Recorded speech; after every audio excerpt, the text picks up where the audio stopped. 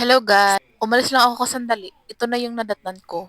Para siyang gagamba. Ano kayang tawag sa inyo niyan mga Zay? Baka may idea kayo. Comment nyo lang Anong sa nangyari sa comment Gapon, section Day? below Mukhang guys. malakas tong parang gagaba na to. Knockout yung isa. Nakakatakot Alam talaga. nyo ba mga Zay? Nagkuwag mo na, Day! First time kong nakakita ng ganitong kalaking insekto. May tawag yan dito sa amin pero talaga, nakalimutan Day. kong Sure, ano. bitaw. Baka may idea kayo. Is May below tawag lang sa Zay. mga Alam nyo ba dito mga sa Zay? Zay? Buong maghapon Oh, ko ba't talaga Zay? ito tinitingnan. Pabalik-balik ako Day. Ha? At talagang naubos niya ang lahat ng laman. Busog Bantay, na Day, busog. Ginawa niya. Sagdiran na siya, oh. Umagahan, tanghalian, Sagdiran na siya. at dinner. Wala siya At kikito. talagang man na, Day, nakaraos uy. siya sa buong mag-araw hanggang magdamag.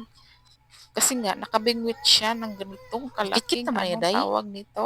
Hindi naman ako natakot. Kasi sanay na ako sa mga ganitong pangyayari. Pero talagang nakakatakot naman talaga siya, di ba? Sa nakikita ninyo, diniin niya talaga ang kagat, mga Zay. Pero alam niyo ba mga Zay, kahit may takot ako sa loob ko, hindi ko alam kung paano siya paalisin. What? Dahil nga Talaga? kumakain siya.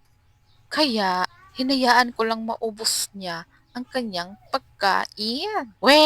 Kaya mga Ako, Zay, ako dyan ang labay ng chinilas ko. pagkagabihan, nawala na lang siya bigla. Nagdalan tanan ni mo, oy. Kusa na lang talaga Di ba siyang siya ingana, Zay, uy? umalis.